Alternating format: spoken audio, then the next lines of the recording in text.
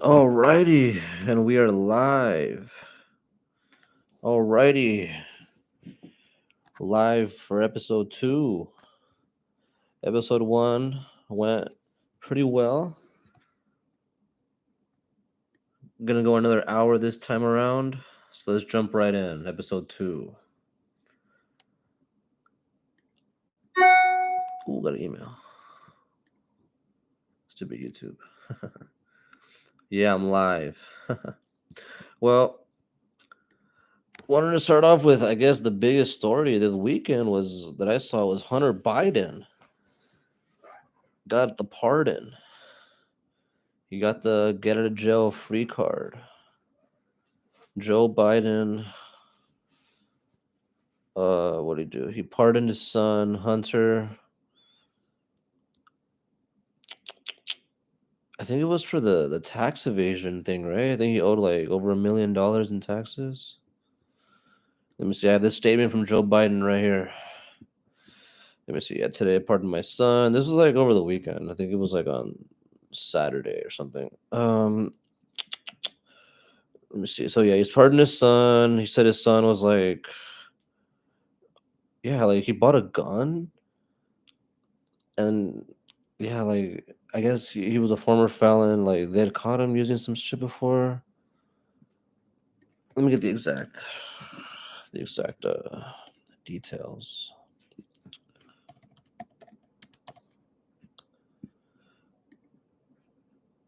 Because I know everybody has seen those videos of or pictures of Hunter smoking crack and hanging out with like prostitutes, and it's like, bro, what are you doing?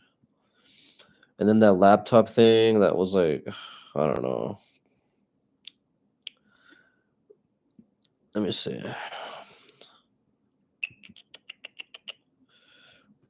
Like I know he was a part of the administration and a part of like some energy company, and people were like, "Why are you doing that? Like you're not qualified." But it's I don't know, a bunch of hoobala. Okay, here we go. Uh, okay, so he changed the plea to guilty on 3 felonies, all tax related, and 6 misdemeanors. So that's probably where that gun thing came from, the misdemeanor. Okay, so yeah, I mean, let me see, 3 felonies and 6 misdemeanors. He pled guilty to all, and he would have faced up to 17 years in prison. Holy shit! And he's 54 years old, Hunter. I didn't know that their mom died like in a car accident, or I think either a car accident or she died like by like some type of illness, some like a really really bad illness. But I thought Jill Biden was his mom, but no. And yeah, like at first I kind of felt bad for the guy, but then I was like, man, this guy's living, he's doing GTL in real life. But yeah, I just don't know if you guys heard of this, because I heard because of this now that Trump is gonna he might pardon the people at the January 6th riot, the rioters at January 6th.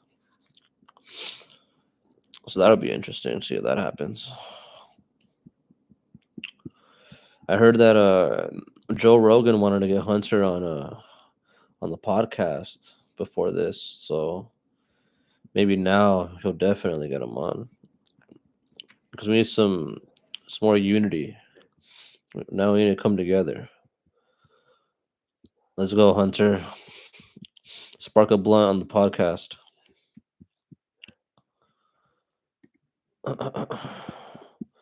Yeah, I remember I saw this picture. I think the first time I ever heard of Hunter was like I saw a picture of him doing crack. Like he was just smoking crack on I think it was Snapchat. And then I saw it later on Twitter. Oh my god. Trump called him a bad boy. All right, let me read the rest of the statement from Joe Biden. You can read it right here. It's on the White House website. Let me see. The charges were from political. Yeah, yeah, yeah. Well, yeah, dude, he's your son. No reasonable person can conclude uh can conclude that he was singled out because he was your son. Let me see. So basically, Biden's like, I believe in justice, but I believe politics burden this. So what the fuck? So he's pardoned from January 14th to 2024. Damn, 10 years? A 10-year get out of jail free card. Go Hunter, go.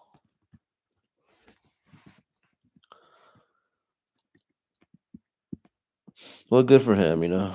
I know it's for I think only what's it called? I think federal crimes, so not state crimes, but I don't think it matters now. This guy went to Yale and Georgetown. Jeez Louise, man.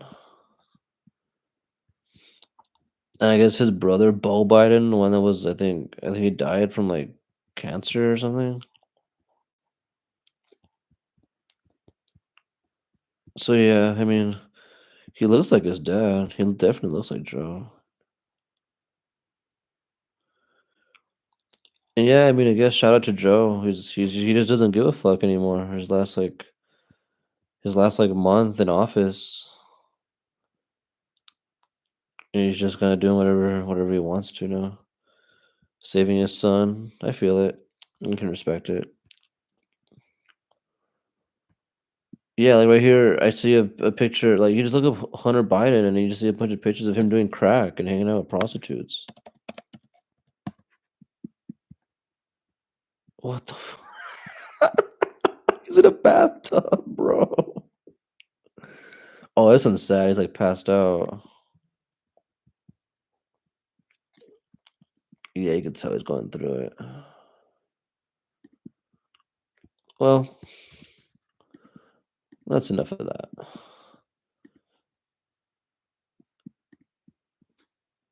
But how was your guys' Thanksgiving? Your Thanksgiving day? How was that? Yeah, we had a Thanksgiving weekend. Uh, hope y'all just hope you guys went good. Mine was cool. What did I do? I was gonna play kickball that day because I I've been playing turkey bowl with some buddies for like years now, but a lot of us got too old. Like our bodies are just not the same as they used to be. We're like almost all like 30 years old now. And we used to play like tackle football, like like no one would be like headhunting or anything, but it would definitely be like, all right, throw him to the ground and then that's the tackle. But I want to say like since last year it started to become like less and less of a thing, less and more people show up. Um I think last year like maybe 7 people showed up and then we tried playing with other people at the that show up, like, randoms, but they don't let us play with them. Those fucking jackasses end up taking up the whole fucking park, the whole fields. And yeah, last year we just ended up fucking watching I think the Lions game in the morning. Yeah, it was like Lions somebody. And just drinking beer and shit. Shit was funny. And then this year we were like, all right, to account for that because we figured, we're getting old, we'll just play kickball. Oh man, that was a fucking fail. I mean, shout out to my buddy Andrew. He bought the kickball, and actually it was bigger than I thought it was gonna be. The kickball was like, it was like an official one, and that thing was like the size of, man, it was like almost as big as my head.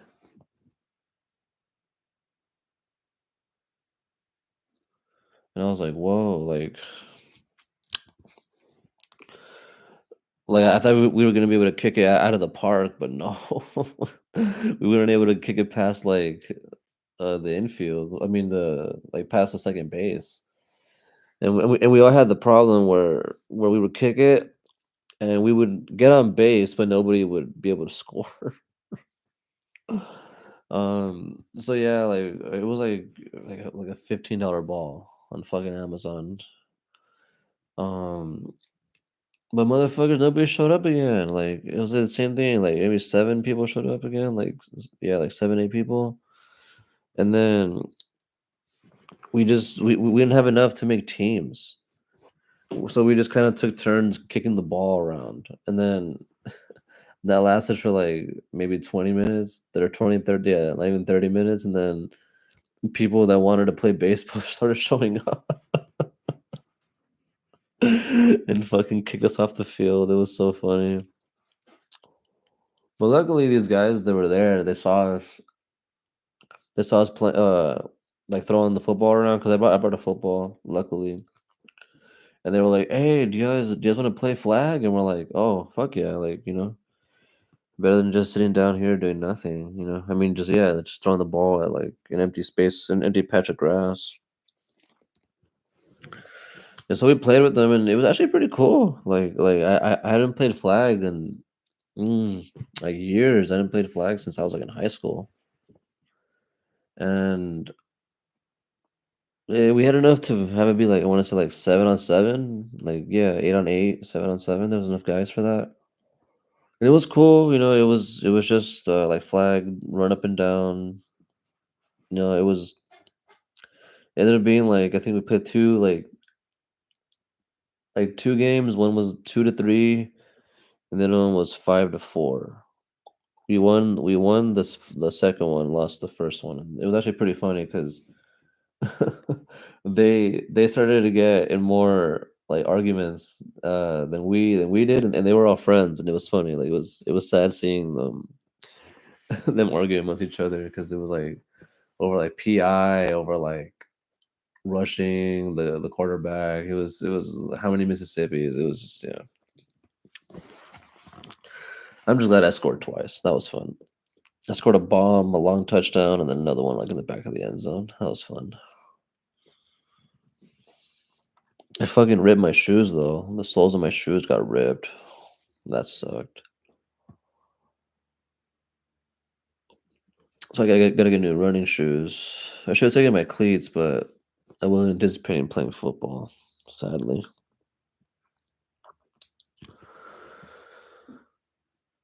And then I saw a bunch of buddies I hadn't seen in a while. That was cool too. Like that day, I hadn't seen them. Getting older, getting tougher to see your buddies. You gotta like plan it out more. But overall, it was a success. Overall success. Got to play kickball. That was funny. My buddy was like, man, bunch of grown ass men fucking kicking a ball around, and I was like, yep, exactly, yep. And then yeah, made not new friends, but met new people. Um, just getting to play the ball, getting to play football. But yeah, my fucking legs were just so fucking tired after that. They hurt so much. Like I feel like I'd like bad blisters. Luckily, I didn't, but like I felt like the bottom of my feet and my toes were on fire. It felt so bad. It hurt to walk.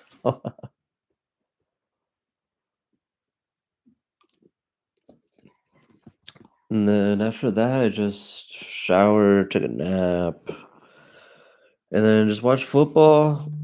Kind of just waited for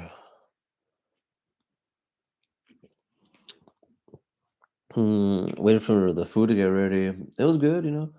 Ham, mashed potatoes, Hawaiian bread, gravy, vegetables, tamales, which is a delicacy. Or no, I think it was tamales and pozole. Yeah, tamales and pozole was like the delicacy for that day. That was cool. Yeah, ham. I'm not that big in a turkey. Like I do like it, but it's not like not my go-to, and we don't really get it for Thanksgiving.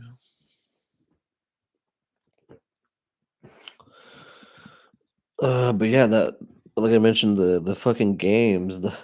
I remember with the Bears. That was crazy with Matt Eberflus.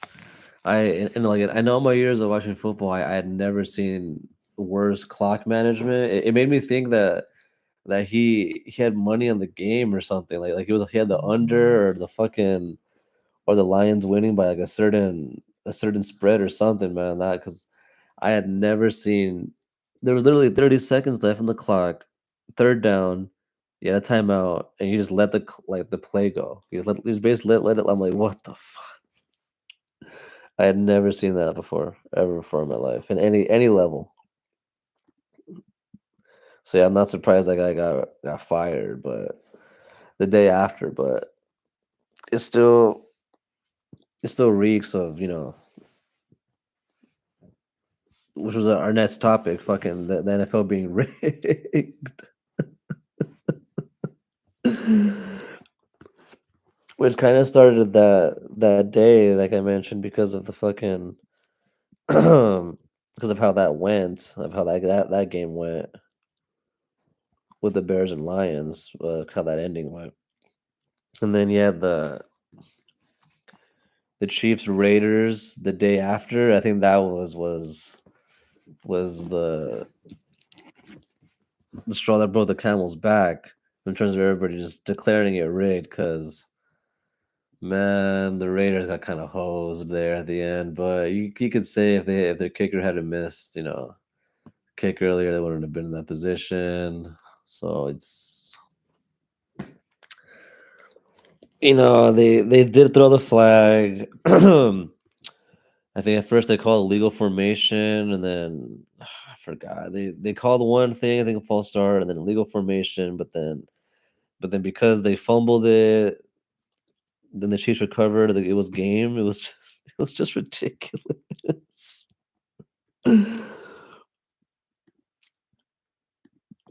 And so I don't know, like I don't think because here's the thing about like the NFL.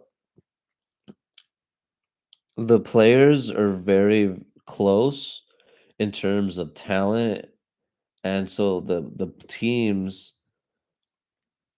there's not much parity in terms of who the best teams are.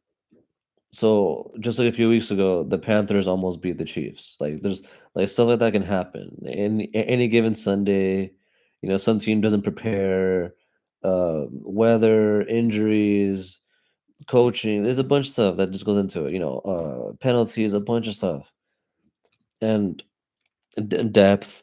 The fact that most of these teams are so close, a lot of these games come down to a handful of plays.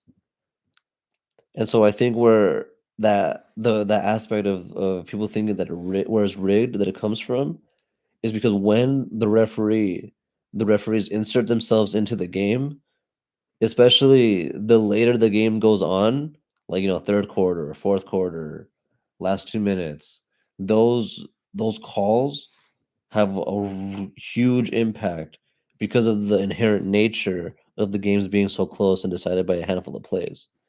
Because if you really look at a game, it'll be maybe like 10 plays, maybe like 5, 7, 10 plays that just decided the game. And those would be like the touchdown plays, a sack, a turnover, a call or no call, a special teams play, something. And it'll usually be in those situations where the referees have to insert themselves because, a flag has to be thrown or something, and that's where people think is rigged. And then on top of that, with the betting, and then it being thrown in your face and all this stuff. So I wouldn't go as far as to say that it's rigged or like scripted or like predetermined or like WWE. I wouldn't go as far as to say that, but I would go as far as to say it is influenced, and that the reps do have an influence on the game, probably more so than or as much as like NBA when they call like a two quick fouls on like a star player early on in like the first quarter, like in that aspect, or being able to call a technical on somebody and have them be ejected or have them miss the next game for suspension. So I mean, definitely, because I mean, it is entertainment, it is sports, but it's still really hard to just outright rig like a 20, a game when 22 guys are playing it. It's really hard to just predetermine that. But I mean, I think like 100 years ago, I mean, they fixed the World Series. The NBA has been caught, with rigging with the referees. So I mean, there's could be some stuff going on, some shady stuff going on, and there's not to say that there's not, but it's just to outright say like, oh, it's rigged, and it's like, well, if that's the case, then just give the Chiefs the Super Bowl right now, give them a 3P, and we'll be done. But I just don't think that's what we're gonna get this year. I think as of right now, it's probably gonna be Lions Bills. I think the Lions and the Bills are playing the best right now. So yeah, let me know what you guys think about it being rigged. I'm sorry, Raider fans. I'm sorry, Bears fans. You guys had to go through that, but man, tough one, tough one, tough one. Oh, sorry about that. You're getting stupid emails. I think that was a receipt that I got. So, anyways, the recapping the games, I did a pretty good job actually predicting these last games. If you guys followed my parlay last week, it hit actually, luckily, and we got help from Matt Eberflus right there towards the end. The Bears winning. I mean, the Bears losing to the Lions, but what was I last week? I have a tracker that tracks my win losses. Yeah, I was 14-2 last week in calling the games. And the two that I was incorrect on was the Patriots, lost by one. Hey, Anthony Richardson led a game winning drive. Nice. I got the 2 points to win it. Even better. Good. He's playing a lot better the last couple of weeks. Ever since he got benched, he's been playing a lot better. And the Colts, 6-7. I mean, you never know. You never know, especially the way the Texans are playing right now. And the other one I lost was the Raven game. Yeah, it was gonna be a one-score game. Tucker missed 3 kicks. If he made all three of them, they would have won. But yeah, hopefully that doesn't cost them later on in the playoffs. Tucker, he was one of the GOAT kickers, and now he's fallen off. Like, it's really sad to see. But yeah, to recap last week, I had the Lions winning, won by 3. I had the Cowboys winning. It was close, but they were in control. Packers blowout. Yeah, the Dolphins. Something's got to change there, man. Like, it's just been proven that this team does not perform in any type of like bad weather. It's just sad. And they play in the AFC North, where they play the Jets outside, Patriots outside, Bills outside. So it's like, bro, you got 6 games that are guaranteed to be cold. So I don't know. Hopefully they turn things around there. Chiefs again, they survive. They remind me of like last year's Eagles team, or that one year where the Steelers won like 11, and they're like 11-1 or something.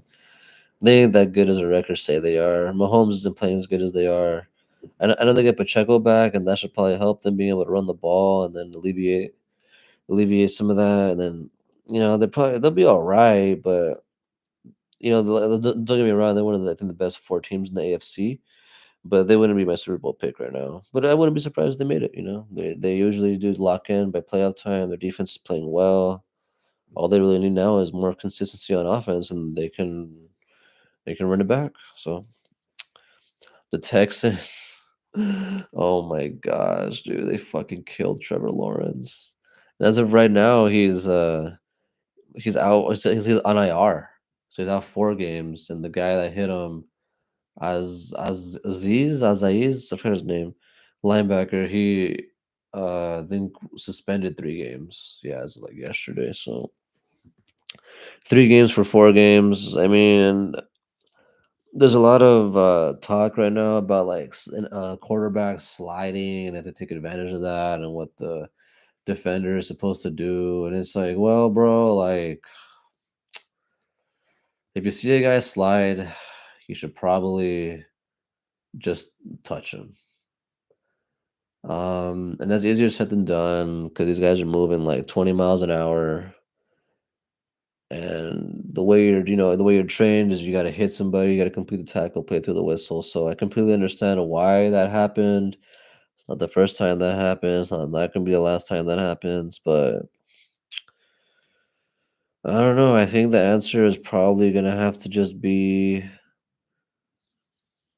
because they're not gonna not protect the quarterback. They have special rules in for the quarterback. They have a strike zone for the quarterback.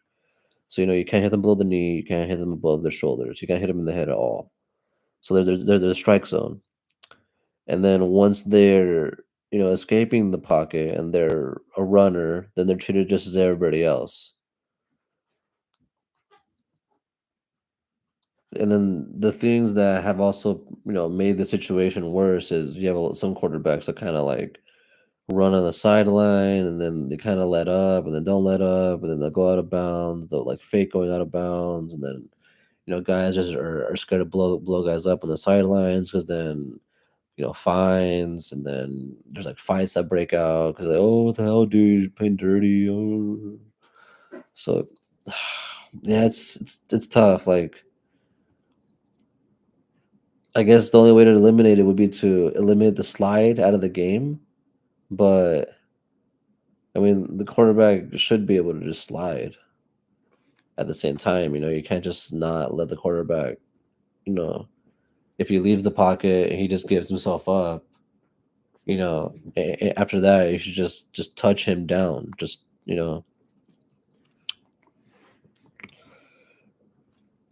so yeah, it's hopefully like hopefully is okay. It's, like I said, he's gonna be on IR 4 games. The Jag season was already pretty much over with, but he signed an extension. I think he has another like 2 3 years left there. So,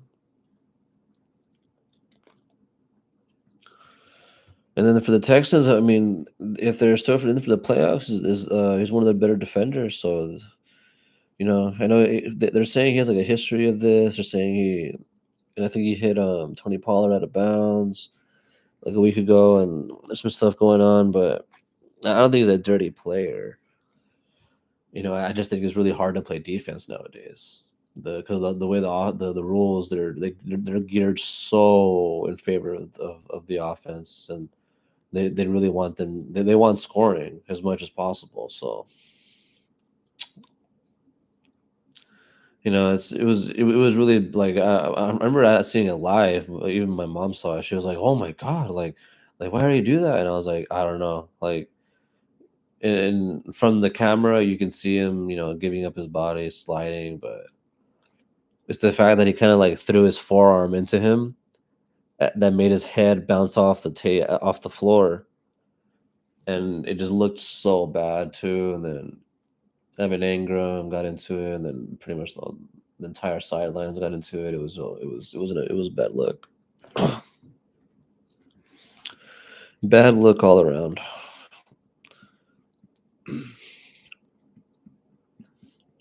But yeah, like I mentioned also before, the Colts Patriots, that was a good game. Anthony Richardson led a game-winning drive, 2-minute warning. I mean, two-point conversion to win it.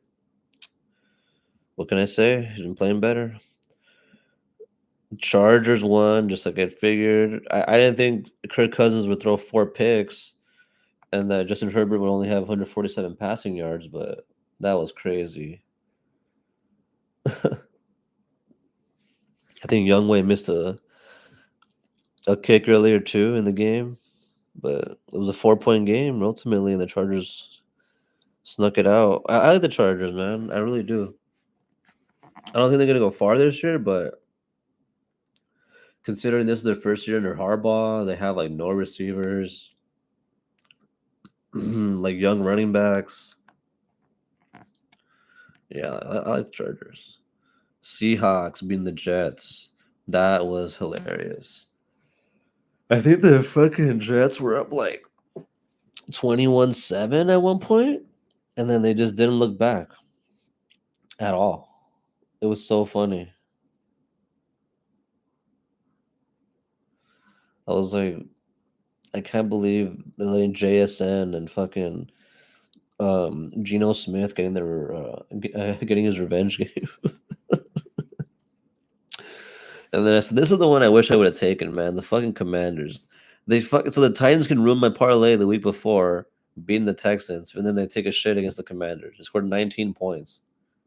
Week before dropped 30, 33. Gosh, I fucking hate them. They do have nice uniforms though. The Titans, the throwback one, the teal baby blue ones are nice. The ones after the Oilers, based off the Oilers, those are nice. But yeah, Commanders are a good team.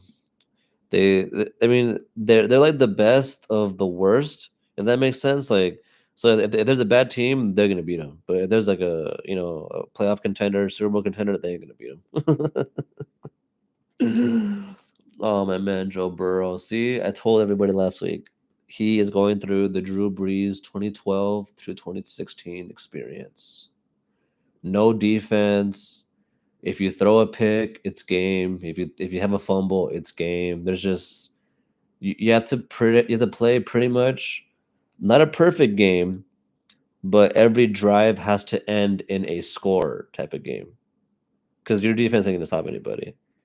And if they do, you're gonna get like pinned deep. So at that point, you kind of even have to play the positioning game where it's like, hey, you want to get them, but under the 25-yard line, etc. But yeah, the Bengals season is pretty much over. That sucks. The Vikings, another good game, man. A lot of good games this weekend. One score games. The Vikings, man. Skull. Justin Jefferson. What can I say? Sam the Man Darnold. I mean, the Cardinals have surprised me this year too. Their defense is a lot better than I thought they were going to be. They fed Marvin Harrison a lot more this week. Yeah, both teams. I see them very similarly. Good, up and coming defenses, young quarterbacks. They both kind of have question marks about them, but Sam Darnold a little bit more. More question marks on them, but still both teams. Like I can see, not winning the Super Bowl, but definitely getting better as franchises. And meanwhile, the Rams beat my Saints again, dude. I figured they were, and I thought they would win by a field goal late, not by Puka scoring a touchdown late, and then fucking Derek Carr, man. I looked at the replay, and the thing was, the guy he was throwing to was open, but he got hit before he could get rid of the ball. And yeah, what can I say? It was 6-0 at halftime. That was good. Groupie missed a kick. That would have been 9-0. But yeah, ultimately the Rams was the better team, better, more talented team. They don't have as many injuries as the Saints do. So the Saints season's pretty much over. They have a top 10 pick in the draft. So hopefully next year, injuries don't fuck them over. They're probably gonna need a new quarterback, offensive line, depth, and revamped defense, especially pass rush and corner. Gonna need that. And then we have the Buccaneers that almost ruined my parlay. Luckily, they won in overtime. I shout out to the Panthers though. They've been playing much better. The Panthers have turned things around ever since Bryce Young came back from being benched. They have been a completely new team. They gave the Bucks a run for their money. The Chiefs a run for their money. They beat my Saints. Bryce Young's playing better than CJ Stroud is right now. Like that last touchdown he scored to tie it was just on the dot. It was just boom, right there, right down the middle. Like, oh my god. In coverage too, it was crazy.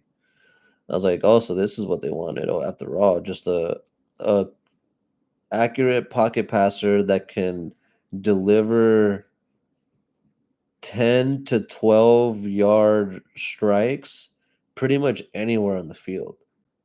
Uh, in the middle, outside the numbers, within the numbers, outside the hash, in the hash. He can make any throw. I mean, he won the Heisman, I think. Did he win the Heisman? Yeah, he did. I remember he did. But, I mean, what can I say? It just took a matter of time for him to get used to the speed of the game, read defenses, understand his hot routes, where to go for the check down, what his first and second read are. And I mean, once you play at SEC, you play at Alabama, you're eventually gonna get used to the level of which these players are playing at, if you can stay healthy. So all they really need now is probably better weapons outside, help them out, and some more help on defense. There's not one player that's gonna change the Panthers. They're still going through a rebuild shit. I mean, my team is too. That one player is gonna fucking change everything, but they're definitely improving. And like I mentioned with the Eagles, yeah, that game was good. Saquon did just enough for them to win. Jalen Hurts did enough for them to win, and hopefully, like I mentioned, Tucker doesn't cost him a playoff game, because if he misses one of those clutch field goals in the playoffs, that might be the difference between them going to the Super Bowl or not. And then blowout and Sunday. That game was so boring with the Niners and the Bills. Man, it wasn't even.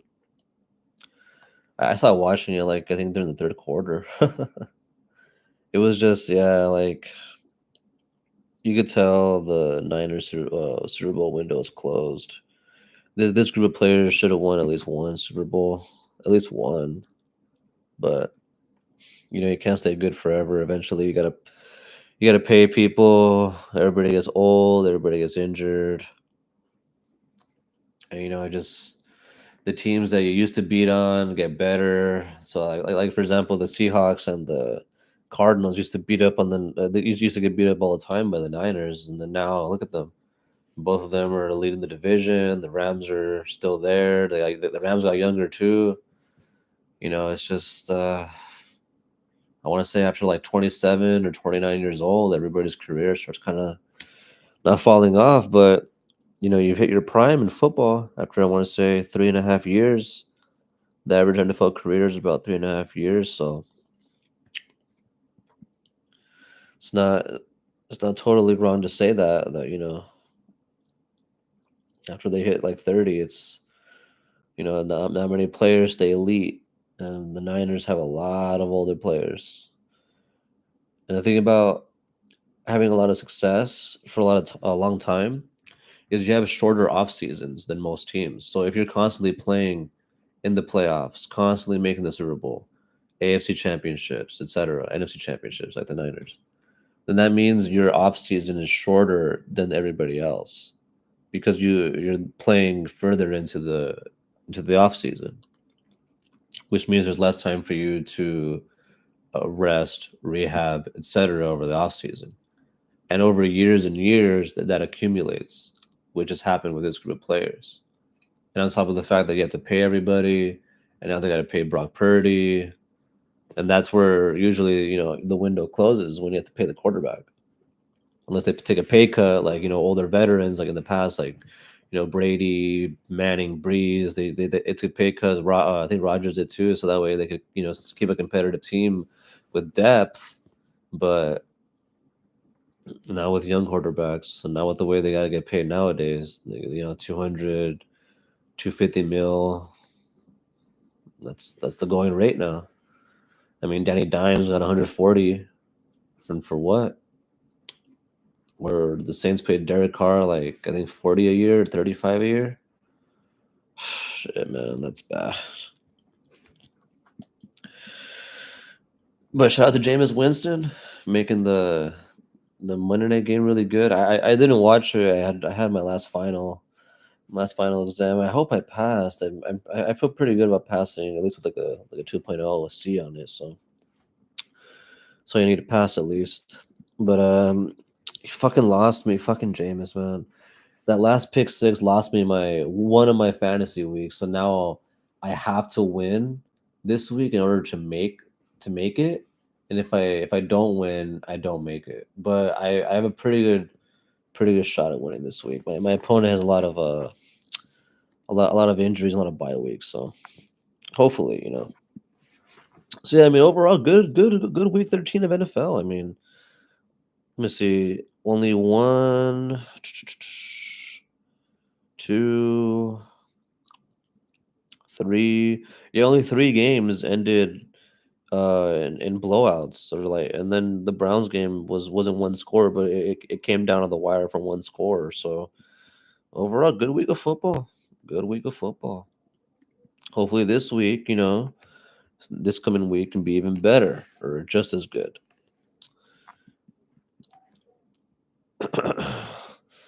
So let's get into the predictions on that. Starting with Packers Lions. This should be a really good game. Excuse me, a burp there. Yeah, it should be a good game. This could be a playoff game preview. Both playoff teams, in my opinion.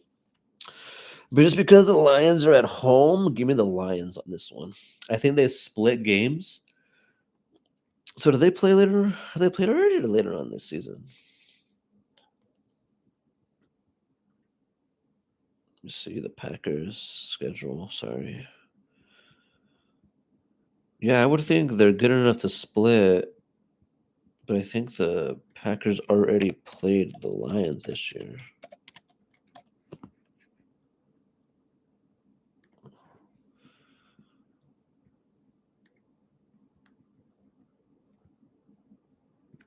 Let me see.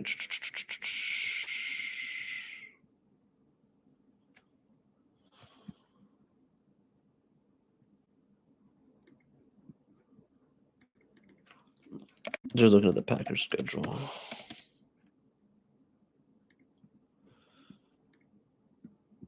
Yeah, they played a month ago where the Lions won by 10. Yeah, I mean, if that was in Green Bay and the Lions won by 10 then, I think this one they're at home. Yeah, give me the Lions. And then Browns at Steelers. Yeah, unfortunately, the Steelers on this one. The last time the game was so close because it was honestly in the snow. The Steelers are playing really hot right now. Defense is playing good. They're at home. They're playing for divisional seeding and playoff seeding. So yeah, give me the Steelers. Should be a close game though, close divisional game. But I think the Browns commit some turnovers late in the game to lose it. Saints at Giants. I think the Saints should have win that one. I mean, don't get me wrong, the Saints aren't that much better than the Giants, but they're not dealing with the same issues the Giants are in terms of quarterback, running back, and even some special teams issues that the Giants are having. But yeah, give me the Saints on that. Jets at Dolphins. Ooh, give me the Fins just because they're at home and they're kind of desperate for a win now. The Jets, I think last week was the best they looked, and even with that, they're up 21-7, and even with that, they lost. So yeah, give me the Dolphins. Jags at Titans. This is tank bowl right here. Battle of the top five picks right here. Um, Probably the Titans, just because that injury to Trevor Lawrence. But hey, I mean, you never know with Mac Jones and rivalry. I mean, divisional game, rivalry game. So I'm gonna lean Titans because they're at home. Yeah, so far the only home game, home team I have losing is the Giants. So, and then Falcons at Vikings. Yeah, give me the Vikings. I don't. Kirk Cousins hasn't scored a touchdown, I think, in 3 games, and he's thrown like 5 or 6 picks in that span. So the Vikings D is playing really good. The Falcons defense is playing really good too. So it should be a close game, and they can run the ball. But I think the Vikings late should win this. It should be this. This should be like a one-score game though, considering. I mean, the Falcons. If they lose this, I think they're out of first spot in the division. So, and the Vikings are playing for their wild card spot as well. So, yeah, give me the Vikings. And then Panthers at Eagles. Yeah, give me the Eagles. Mm, the way the Panthers have been playing, they probably I think keep it within like 7 to 10 points, but the Eagles defense is really good. And the way their offense has been playing, they could explode for points. So yeah, I mean this could go down for like a moral win for the Panthers, another moral win, considering how they played against the Bucks and the Chiefs lately, but give me the Eagles. Then Raiders Buccaneers. Yeah, same thing. I think the Buccaneers are just too more much more talented than the Raiders. I know Raiders got they got Brock Bowers, but they got some issues at running back. O'Connell's playing pretty good, getting the ball to Jacoby Myers and Bowers, like I mentioned earlier. But I think the Buccaneers, you know, they're they're finding ways to win games. If they win this, and the Falcons keep losing, I think they're in first place now. And no, people don't know this, but I think they're the only team that beat the Lions and the Eagles this year, I believe. So hey, be on the lookout for the Bucks. I think they're gonna win the division, in my opinion. Ooh, and that's it for the morning game. So let me see. Browns Steelers. I mean, Jameis always is fun. Jets Dolphins. Fun. Falcons Vikings. See a lot of close games here. I don't see many blowouts. I mean, not like more than 10 points in any game. The Eagles could get ugly depending on but the Panthers are showing up lately, so yeah, that's the only one I could see getting ugly out of hand or something. And then the Saints aren't that much better than the Giants, so yeah, the morning game should be fun. But the afternoon games, these are really good. We got Seahawks Cardinals battle for first in the division, and you know what? For my buddy Kabata, the Cabbage, let's go Seattle. Let's go Seahawks. 12th man on the road in Arizona.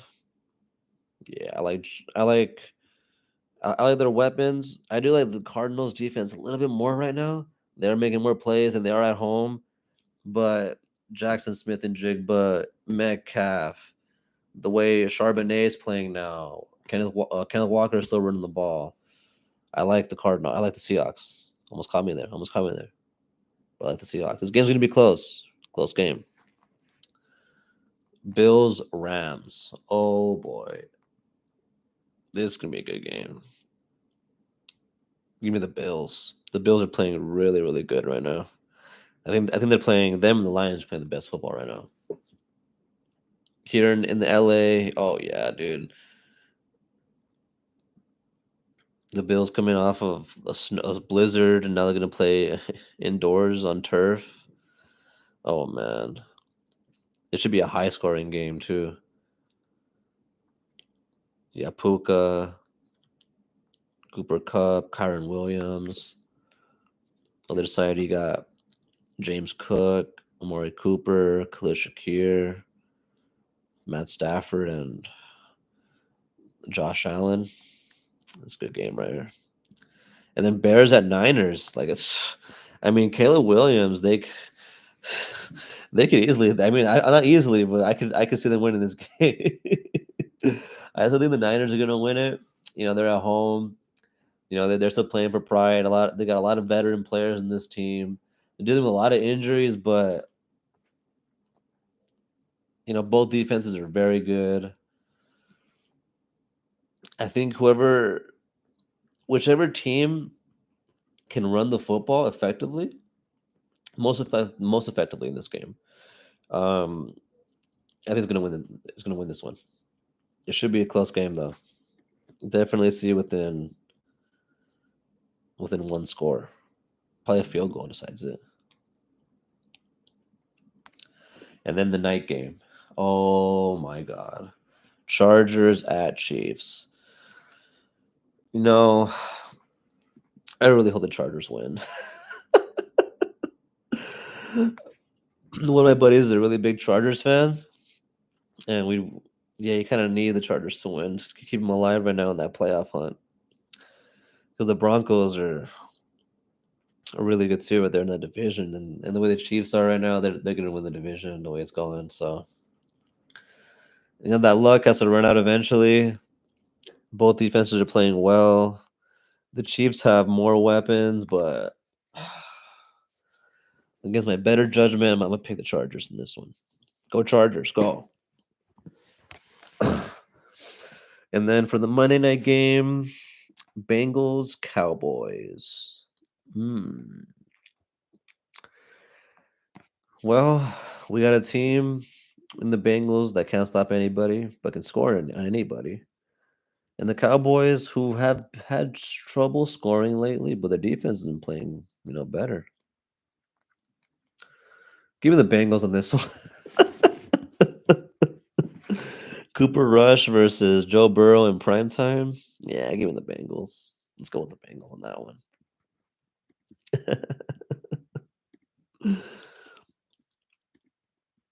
And so for our last topic here, well, before we get there, okay, I am probably going to be submitting an Ashton Genty Heisman pick, a ticket, a slip, because those odds are, I mean, that's insane, man.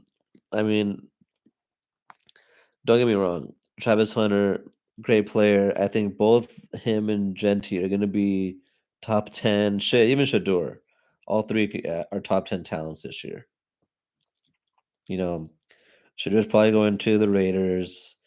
Travis could, probably go to the. I mean, I think the first pick right now is the Jags. So I mean, yeah, shit, up on both sides.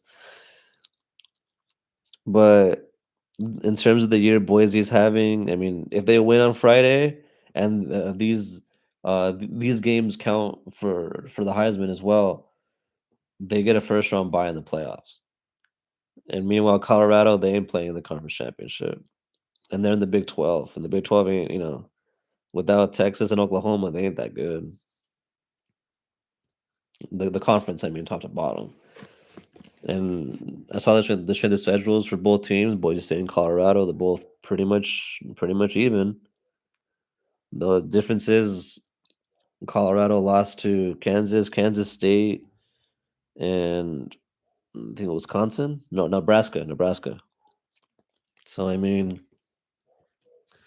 it is what it is. If the one I'll leave it with this.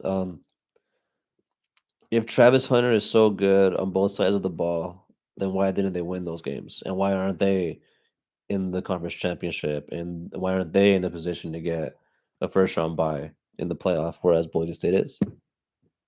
And Ashton Genty is the reason that they're even in that position. Because without him, they're not fucking making it. So should be cool.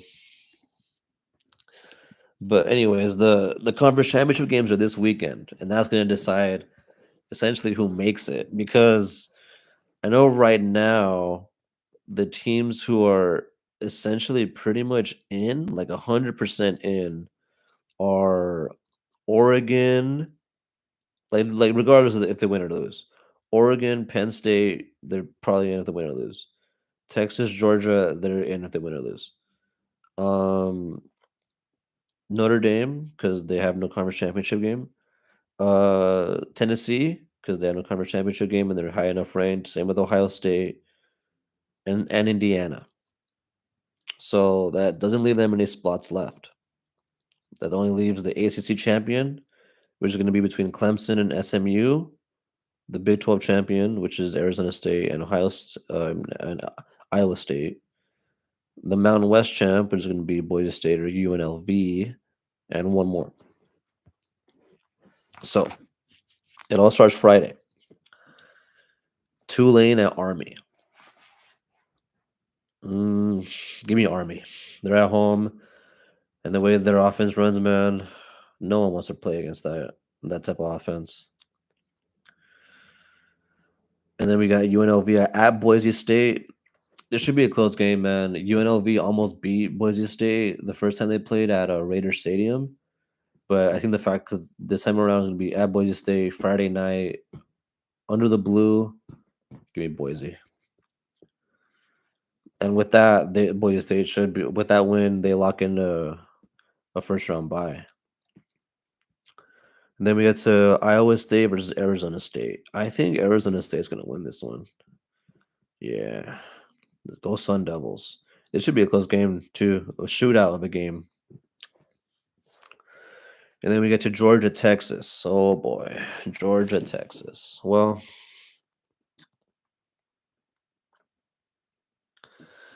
I think Georgia is playing. I think them and Oregon are the two best teams right now, and probably Texas. But if I had to just pick two, it'd be Oregon and Georgia. And I think Georgia, like they've shown they already beat them earlier this year. I think Georgia's going to beat Texas. SEC championship game. I think this is in Atlanta. Yeah, at the Falcon Stadium. So yeah, it's pretty much home field for them. Yeah, give me Georgia. I mean, hey, shout out to Texas for getting this far. They should have another good year next year with Arch Manning coming back. So I mean, hey, you made the conference championship game. You're gonna make the playoff. That's a successful season. Probably not for in the eyes of Texas fans that want to relive the glory years, but it's a year away. It's a year away. And then we got Penn State, Oregon. Oh boy. This game could be decided by Penn State's offensive and defensive line or the skill players of Oregon because their quarterback and their receivers, I think, are the best in the country. They're so good on offense. And defense, they make plays. Special teams, they make plays too. But it's whether or not they could stop that Penn State running attack, in my opinion. If they can stop the running attack, they can win this. But Big Ten championship game, give me Oregon. Give me Oregon. And the ACC championship game Saturday. Let me see. Oh, two. Yeah, so 2 Friday and 4 Saturdays. Oh, 4 Saturday games is gonna be lit. Yeah, Clemson, SMU. Give me SMU. Southern Methodist. They're back, man. After taking that the death penalty back in the day. Yeah, SMU is back, man. And yeah, I mean, and with that, the playoff should be number 1 seed Oregon, number 2 seed Georgia, number 3 seed probably SMU, number 4 seed Boise State, number 5 seed it will probably end up being Notre Dame because Penn State would have fallen, and depending how much they fall to, they I think would end up playing getting the 6th seed. And as of right now, the committee has Alabama in with that final spot, with that final seed, with the Big 12 champion, which I think is going to be Arizona State. So it would be Alabama versus the way I have it right now. Oh, Alabama versus Penn State first round. Arizona State versus Notre Dame first round. Tennessee, Ohio State, and Indiana, Texas. Probably the way depending on how far, how low the committee moves these teams around.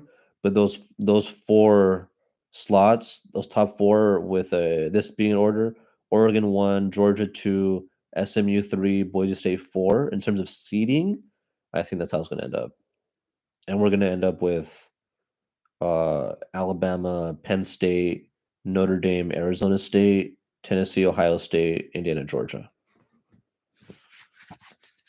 And yeah, next, I mean, we'll see how it all plays out.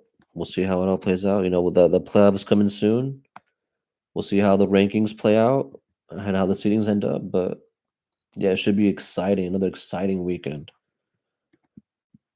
Exciting weekend of college football. And we even have UFC too on Saturday. Big UFC event. We got Kaya Sakara versus Pantoja in the main event. Shavkat Rakhmonov versus Ian Gary in the co-main. Cyril Gahn versus Alexander Volkov. Bryce Mitchell. I mean, I think even Aljamain Sterling is in the prelims. Like, dude, Anthony Smith, Dominic Reyes is the the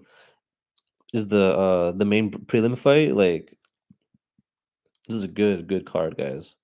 Real good week of sports. UFC and college football on Saturday and NFL Sundays. What more could we like? But yeah, let me know what you guys think, okay? that's probably gonna be it for this episode.